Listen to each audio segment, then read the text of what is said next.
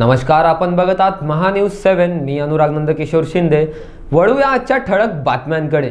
वर्धा जिल्ह्यातील वडनेर या गावामध्ये बालविवाह होणार होते याची माहिती चाइल्डलाइन वर्धा व ठाणेदार घनश्याम पाटील यांना ग्रामीण समस्या मुक्ती ट्रस्ट यांना व ग्राम विकास अधिकारी हरिदास रामटेके यांना मिळाली असता त्यांनी सदर बालविवाह थांबविले।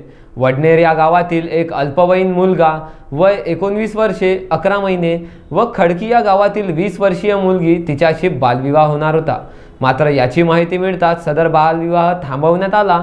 यावेळी वडनेर पोलीस स्टेशनचे ठाणेदार घनश्याम पाटील तसेच ग्रामीण समस्या मुक्ती ट्रस्टचे पियुष आगलावे, सूरज भगत, संतोष डोने तसेच चाइल्डलाइनचे पुरुषोत्तम कांबळे, शीतल घोटराव तसेच वडनेर ग्रामपंचायतचे ग्राम विकास अधिकारी हरिदास रामटेके यांच्या उपस्थितीमध्ये दोन्ही पार्टींना समज देऊन बालविवाह थांबवण्यात आला।